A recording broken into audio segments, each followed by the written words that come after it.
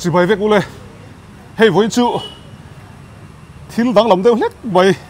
content cái này đó nè với là hiện MIDF Mizoram Interior Designer Forum Hotel helai mu là hiện Expo anh này đó na Expo ni mai em ni mai đó chuan hey kan chepa mi ka lo khelo lo tu da min thila ka min ka theng hi le Romoya che pa Romoya ani chu MIDF and Vice President kan ni ani tak chu in thil ti tur hi hey ka ron en thli thlai vela a mu nom dong khop mai a in salai tan te in la satur tan te tangkai don riwi ka ria in bungrua hi helai mu ra hian an zuar chuak don ni mo zuar chuak an omanga zuar chuak chi lawa entenan a muna leitu an mani dora va lei thei an chi te po a ketlok ang ron so te chu ba ka product har te po a om nual mai chuan hi in hun man dan tutlang pui min han thil te a voina hian dar som pakhat hian hemi ceremony hi ribbon cutting in kan chananga chu ta chon pilal chandami PWD Chief Engineer in Minronti Saktura kan ngaya chuan chu ta tang chuan hetlai mun hi mi pui tu po tlo thei turin kan honganga chuan vo in ni October le naktu ni thum October hi adua piang tan ron tlo thei turin kan hongdon ani chuan MIDF hian kumin hian kan annual meet hi kan mang nga la hetlai muna hian chumi chu vo in dar khat le chan vea in thlan na te kan nenga chu bak chu MIDF a chuan program dang om chuang lawa chumi bak a chuan hetlai muna hian designer te a thlona enge kan ron theina hun tur ate khang khasiam kan tuma chung tur po chuan hetlai muna thu a mun thu kan om don ani chu ani tak chu MIDF hi kumin sang in ran to ti hian kumin hi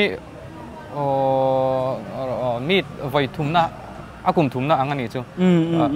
vai thum kan man na ni ta a ma saber kha headline huna tho hian kan manga chuan aba ka chu nikum lam kha chuan in thlan ani lawa wangin picnic tai deuin kan han manga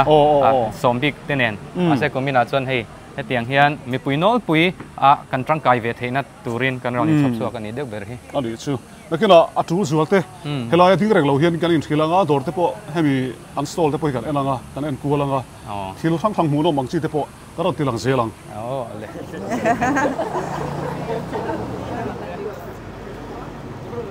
Mizoram Interior Designer Forum 10 apa saberatana building materials and interior decor expo hi Mizomi puitet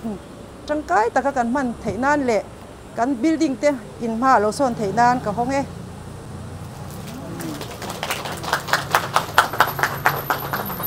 okay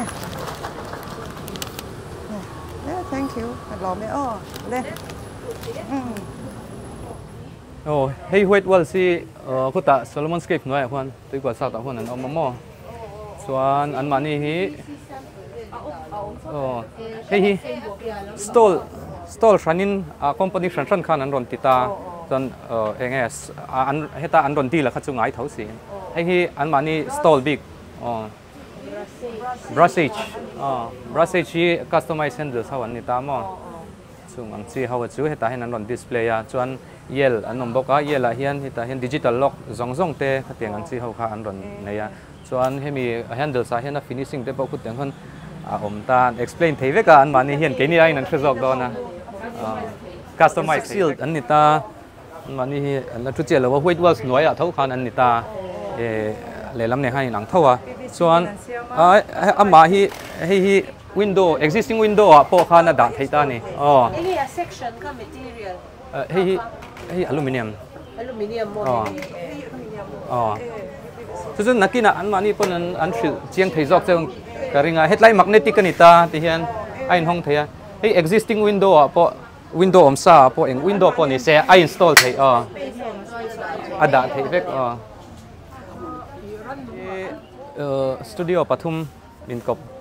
ania fanai design tra fanai design te num le factory collection ti hian an pathum khan an ron in kop ta ni hei chu mo chuan hi athani chu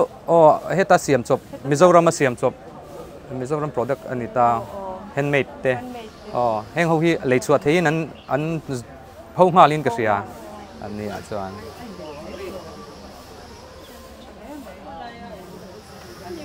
hello chepa an soi fi ro le heng ho hi mizo siam ania heng ho hi mizo ina pottery te le heng ho hi num le fanai design ho te factory ho te anin thau kop veka heta hi chon mi pathum in an ron thau kopa chu heng te po hi thinga tanga siam curtain rod ania chung te po he tiang ang chi chair te le dokan te po hi mani du design a kha internet a in muanga po kha an siam thei veka ni customize thein an num dal hle mai num ti la kha na num dal khop mai hei an hming an pu zo hle mai a thena hi chu an cha lu thawani a heng ang chi ho glassware te po hi a thena hi chu kut chuak ani bok ama chung an ti chon tuna kan om mek la hi city park ani helai ras bhavan gate thang mai khania city park chu la khelo kan om takin tur ma children park ka ti thin khamo khalai khan a en du le helai bi chiang du tan churin kal thei reng ani ti kha in lo thedon nia ni chin khan kan sei mai deu theka mu ni chu kan soi lang le lo ni chu city park thin thin ka ti city park ni mek ngo helai tuna chon aizol club hian an la to aizol club park ti meng pu ani api hen terrace kha oma aizol club ho en kol deu hlek ani helai chu kan theve gang chepa helai dor hi valian bi ve hi kan main sponsor safe line ten nia ani hian pap chanchangin main sponsor ni nan ron neya chuan a space po hi alian big ta ni helam kol sirang pian enge ani hian aron tholan ani hi so ta red rose a son thuam puya son an oma chuan tuna hian fok lena safe lines designs and reflections an nia chuan ani hian tiles le sanitary ware ho te le thil chi sang inchung ami flooring le bang cheina zong ten nei veka chung ang chi chu tuna hian fok lena son an inzar phar to a tuna vainan ron display thei hi chu tlem te chawani fok lena son dor lian de wan nei moi hlom hle mai ti hianin ama mo tu ten ol sam takin tu te ge nei tha ti kha themai dona vela hian enanga ni do ne hei kan thil tilan hian enanga an mani hi hetlai hmuna seifia turin an omreng dona in zo du te le hriat bel duin nei pon hetlai hmuna an omreng dona ni tuk len ani chu flooring stay hetlama te hena oma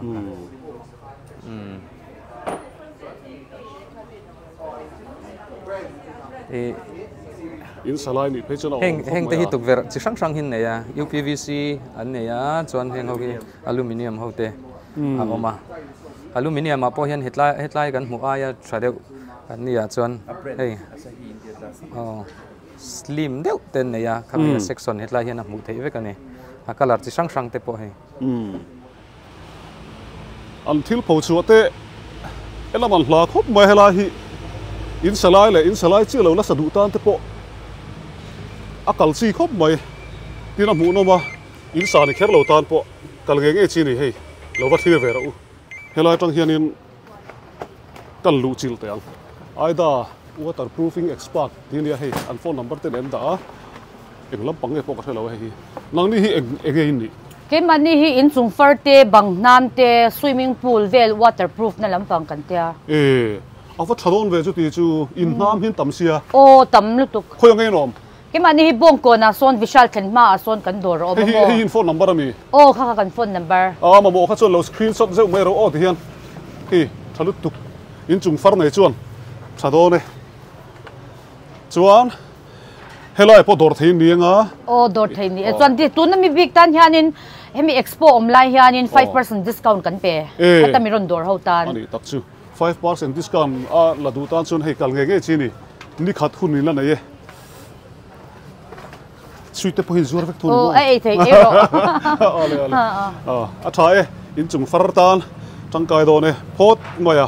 a dot le hi decor ti hi kan en le ang helai decor ti hi RTS decor mo kan lut le chinang ani po helai lo Phochhuak in thil zor hi enge hatlang puin min han thil fiate imo en lava hanin di decor hi ke mani hanin kan deal ani chu chuanin I curtain te ania chuanin blinds te po kan neya chuanin hang thread te po hi kan nei boka chan parda kha at anau athanang khan kan nei boka chan chho pillow te I mudbu ti angreng hau kha kan nei tel bok ani chu chho pillow te mudbu te mattress pillow te po mo mattress tak he chu kan kol lawa ma che mudbu han tia khan he I bed sheet ti te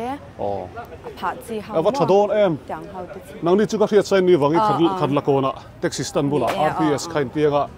Dawr thayan ni tunai hang kanin discount me ka chu exactly discount kai chung han ni do na mo up to 70 anya I ain anglau up to 70 ya khaya wa discount tam ve chan item ma zir khan in anglau ta mo chu tun kar chung in ani kanin ani tak chu alom obe hela hian stone with tv phela stone with ti kan lut ve le lo pang hi englam pang e po ka phelo ka chu hi bang nei claim khoba real thil fiat se hi banga bel chi ta mo eng banga po a thei ta cement plaster chunga po chuan hi adhesive bel tu ni ta bel du dang kha chu hi a chunga hnoi tu te om le ta grout mo rong sang sang hi fair place ate an mangna sa an du awa thave khoi mu lang elom cha tlang veng lai ani le hela explain nei chung hian in discount don 5% discount 5% discount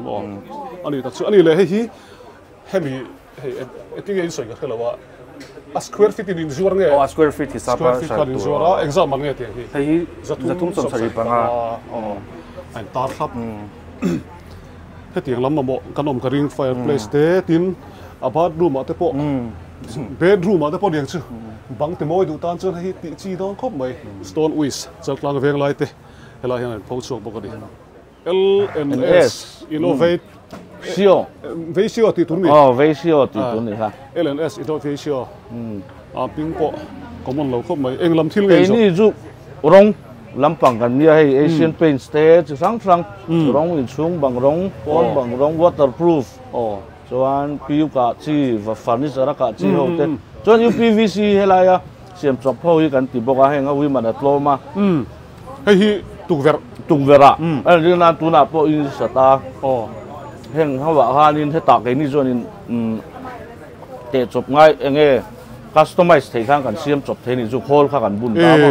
va thave in salai tan churin chu ba ka tom bok ta ku ta cha ai kha chon mo ani chu khoi la ge no dor pui ve rong dor hi dor pui veng thara khwanin kan nei a chon bong ko na kan nei boka mo so mi TVS showroom opposite a chon so anin hemi industry chu tui ko la kan siam thung ani tak chu chuan local apiang tar sweet free box sui kan free box kan nui kha min ken ti ra na eng ha mak ro kan huam ha hlawa LNS innovation dor pui veng thar don in ron soi veng thar ti tro kha ejimati dor pui veng thar le bong ko na kan ne rong dor ko chmo an kheteu tong tu na chu an ron khai mi ron soi la discount bo an lo pese lang va thale se fel ho e pho ve lo mi mi ron in pho ti ni fel an fel khop me ro fel khop me a bing ni pu zo fel hi sul ngai lo kan ti lang leang hela hi fan zat ai tia luxury designer fans a pui mel hle mai hi fan tha ani mel thinga siam awa class ve anni hi ador ngak tu pa hi hle mena sak zum deu niang hian kan soi sak mai ange hei fan changkang thinga siam ngat le ngal mo amoi hle mai mi su zai ni te ta mo ani mo ani tak chu hi khoya nge in hun kha zo nuama complex road ta an dor mani chu hei hi mamo tan chu pan chi khop bokang ai zo la hian chumi chu kan leido na khoi hun ange om ti hrelo hi kan tam khopa ti hian fan changkang ti ba mo luxury designer thing manga siam le nga nei Inchhung cheina na moi don tu kring an ni hi zo nuama an oma lo va dor ve mai ro stall khang hi mu nom khom mai hei hela hi an tlo vele nge kema Margo lo lu Margo hei an tlo chia ngai thapa hal mai ang lo lu tu lai ta hian mo hei Euro series halko Euro series anti ang khanita aluminium vek anita mo chuan hemi hi Euro series a engeni entry level ang anita hei openable entry level ang anita hei lo enula so heta hian multi point locking system kan mangta heta mun hi in lock ta mo chuan hei hi nita chuan ma se openable hian hei hi a premium section anita atlang veli ang khoi ula ka pi hei achung he thing ang thei tur ang bera hei hanti ko lang hin ta 34 40 ti achik ta mo hei 40 series ani ta 34 series hi aizola hei kan mu tlang pu ang ho hin ta chuan tuna 40 series hi hei tuna aizola Euro series ron chuak thar de ho ang hin ta hela hi tripa hei mo loko phashe ka sorry lo hei vertical sliding an ta mo chuan hi engeni chauka ate bathroom ate la tiang khanita hei hetian alak lo poding theta so hetia thil han paite khatia hei han man chona turang khanita chuan hei ala tia a englo alak lo om theina san chu anung achunga hian counterweight an data hemi tukver rizong ang weight khan ain potta he wanga alak lo tanga tia du do om thing khanita mo so hei sliding folding an tita hei balcony vela hian an hmang na sa mo hei balcony vela an hmang na sa lian pui ang ate chuan hei mun khata in vom khom vek theita hetian ka fa thave UPVC no aluminium vek an mo chuan ani le khoi venga nge nom kuliko na ka pu kuliko ne noma englo chuan heng ho po hi engeni hei kopza hian englo eto tuna hian kan hmang ri amo halko panga hi kan hmanga chuan hetiang hawa po hian ani vekta kopza panga angin thing kopza angin akal to ta chuan hei hetiang ho hi tiang anga po hian man theita door section entinan kong kapui angin mo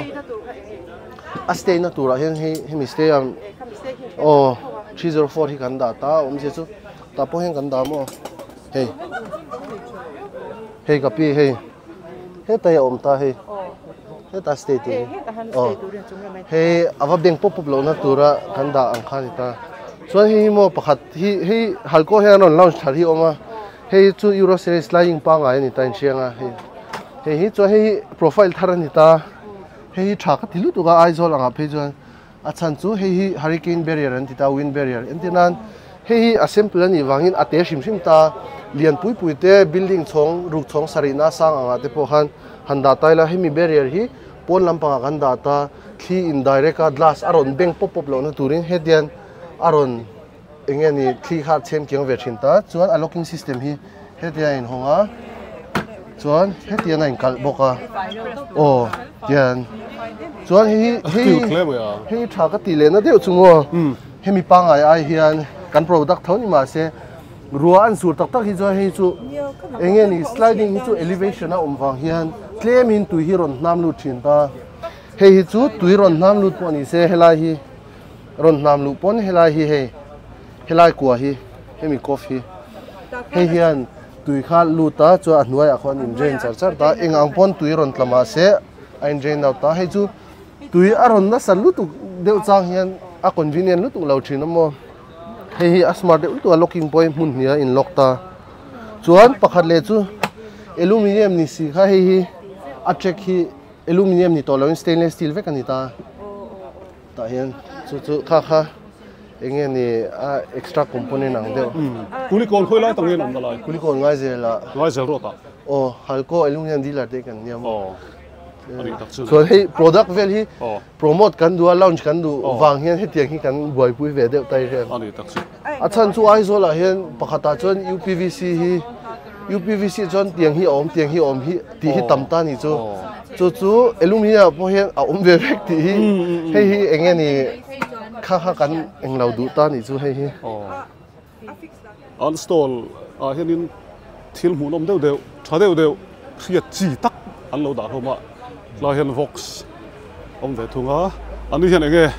mi han thil fia ve thung sela thil kan nei ho zor hi PVC material ni ta 100% PVC ni ta tun lai chuanin interior chuanin an man tang no ni lightweight ni ta ceiling atan te tin cladding facade cladding amo katiang si ta te khana man te ta tin hi SPC flooring an te gen 2 tun lai chuanin chuat ta chun etiang tu khi om lo wange ti deu tu rang chi khani ani ta atrai em ta chuanin hi chinaka soi cladding ang chi khani ta hi a material di atrai em ni hi develop country chun tiang hin mang masa khoi ngai rom na mani ke mani hi chaltang hi lai agriculture office bul chia cycle door cycle door bula khan tuara biak sanga te in bul chia cycle door khan ni mai ani takchu ama bo churin vok si chaltlanga agriculture office bula in lo han dor don he Inchhung Bungrua thil thade de wan nei tlat mai interior furnishing tan chuanin product tak tak ani khai kan lo me to ke hela hi skipper door ania kan en vele nga dor tu a dor nga tu po fel bel le mai boi ti min thil fia sak them I thil zor hi engei zora khoi mun angen om ti te khan soi hal la skipper furnishings kan ni a chaltang ram venga agriculture office chakloka kan dor hi oma chuan kan dor a hianin curtains ponte amei le shir than tu sang sang a oma chuan hei hi sofa pon ania leather te kan kola chuanin wallpaper hei chi sang sang than tu a oma wallpaper point nei veka apar lo te po chan he curtain si kan khoi thei boka pinch lo te hela ma han chop lo po oma chan curtain tricks ki tlai avar kan dang khi nia tiang khi tun lai chan an mang wara he apo to hi olsam em so bang chan he tun lai chanin han suggest over chanin hela ma han blinds kan kola chi sang zebra blinds te Venetian hi he ta kan show hi Venetian nia heng te hi chan roller te chi sang blinds chu kan kol cha mizaram chunga chan kol chaber por kan ni ang ani takchu kami ta lar yo mai a hloma ke chini na te ro an hlom hle mai tin wallpaper hi mo amoi mel hlom don tat hetla ma hianin a plains te po uma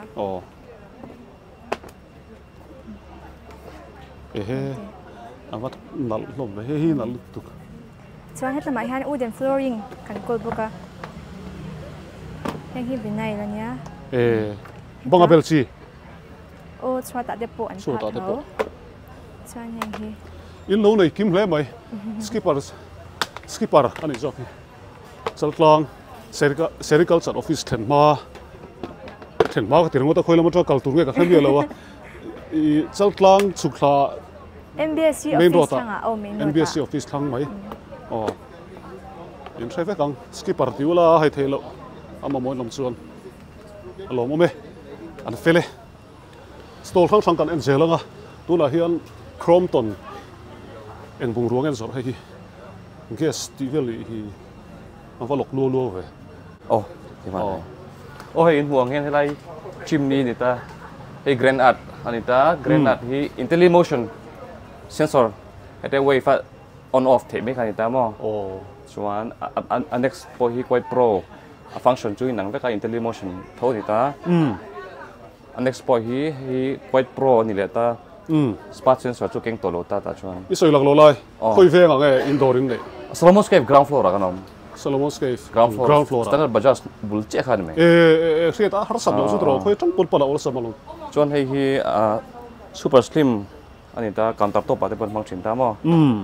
chuan hei hi oven ani chuan helai at hoi mi hi athare ongra chome ti dum na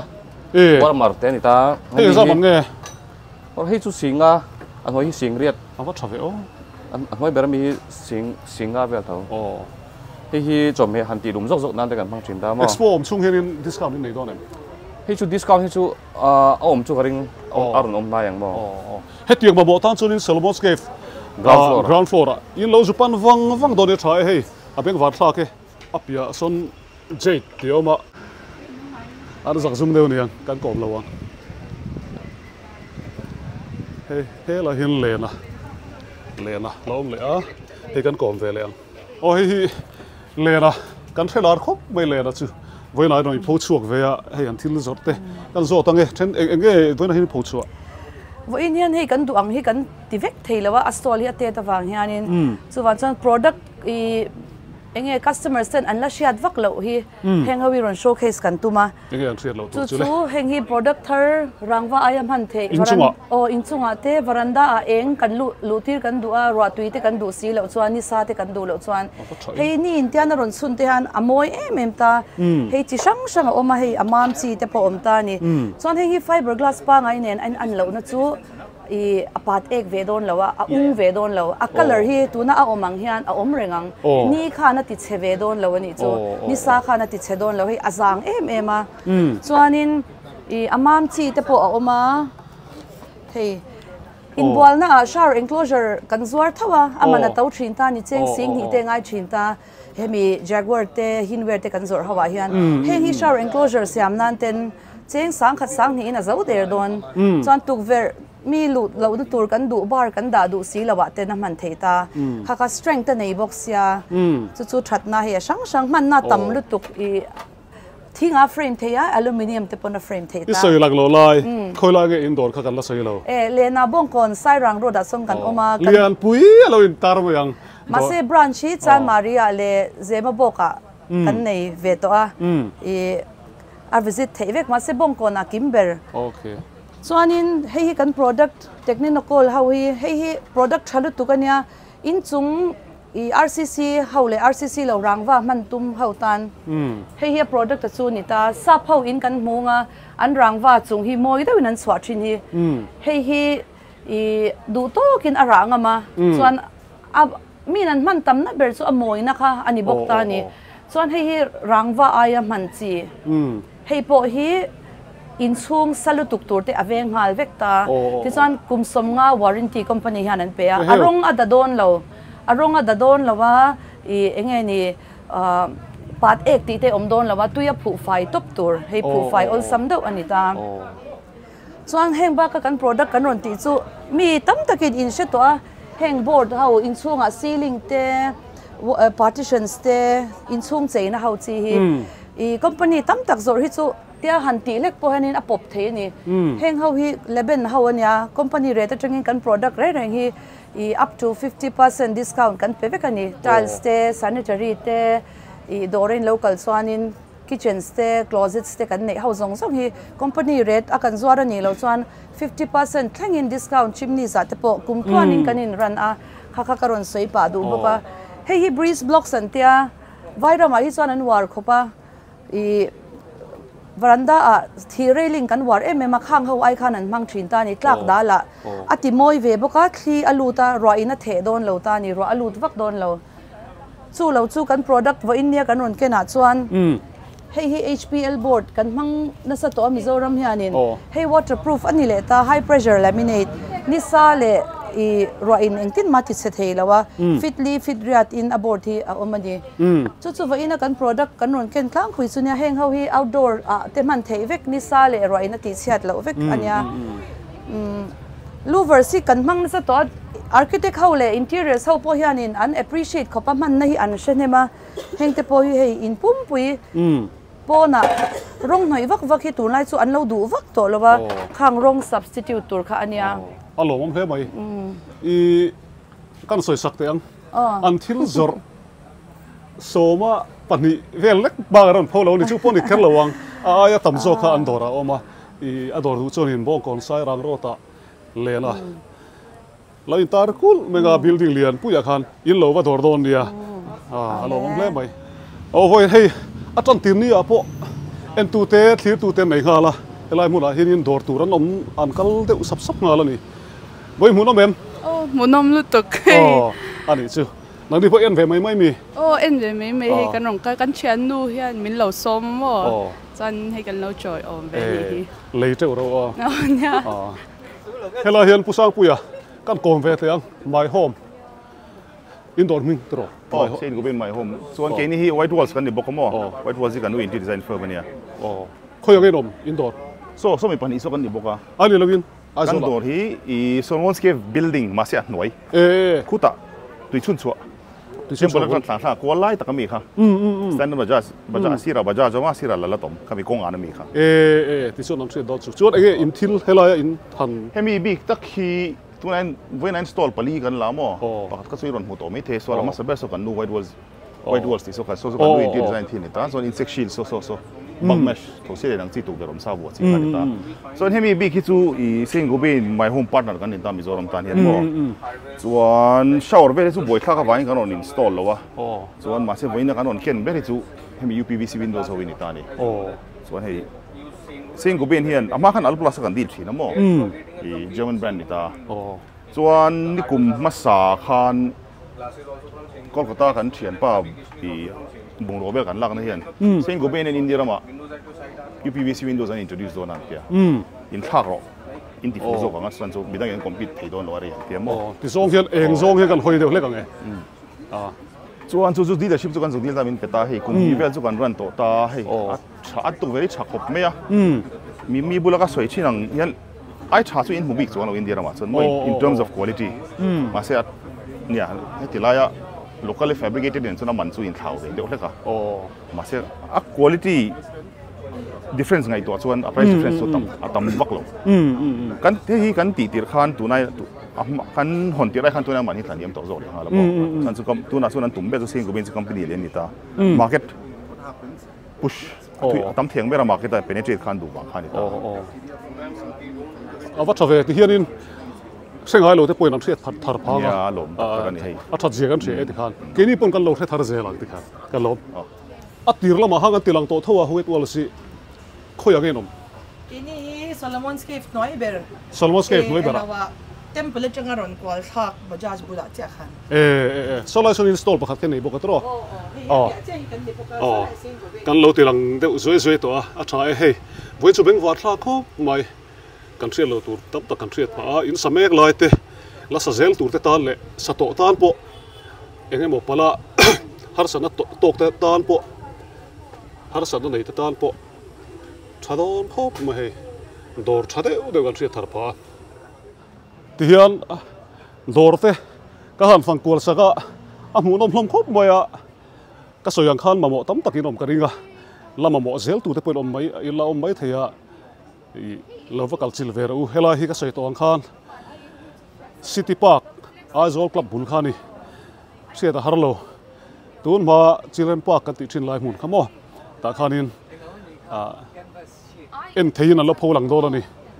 baro chu ni chung chen ni wangin voin le nak tuk chau ni wangin in tlai palange ti ha kan sei duwa hei voin chu hun kan mang lot ling khom mai ke pon ka hrial lo tur thil tam tak ka hriat pha helai mun hi ka sei tong khan tlo ve nge ro ti hian thempa hianin atlang pui te mi han thil sak le sela I ver kan hun man tlang pui hi an kal phung te po hi mi han thil fi sak ve reng sela MIDF kal phung hi MIDF ti hi Mizoram Interior Designers Forum tinia hemi chunga hian designer designer le Mizoram chunga Mizo ni kherlo po atel theya chumi ba ka chuan Mizoram chunga lo designer kan omani chang khang po kha atel theyani chung chu a huam veka chuan in register tur hian tiam enge du chin kan nei ve a chunga chuan diploma 1 year diploma course amo interior designing full course zirte angkha in register theyani ya chuta chuan cheng zanga hi registration fee a kan la ve a chuan annual fee te hi arem chanda nangin kan khon ve a chung chu kan kal phung ania chumi ba ka chuan interior designing hian interior design hian mizo te zinga mel hriat alo hloa kan promote theinan hian theitop in tron kan han la chuan ani na hi mizo hian kan la chiang lo lutuka chung ang chi a po chu a thei angin Instagram lama te MIDF page te kan neya website te kan nei boka MIDF ti a han zon top khan website ta te po oma chunga chon kan red kal pui dan zong te le kan activities nge khotlang ta na kan tiang chi ate po khata han po chua na kan nei thin ani alo ma be hei thil tam tak kan ria sele se nu tlo ula in ma mo tur tam takha in hriat bel don ani in chung thil chei moi du ta te in salai te in sato te in chung pop ta te pon tangkai ve khelai mun a hi an ni hianin voina expo ro pui tak an buat sai hi MIDF ten a thale mai chun zom tla kani ekpon ni sela kan tlak du to lawang milo thira wangin bye bye ule kan lo me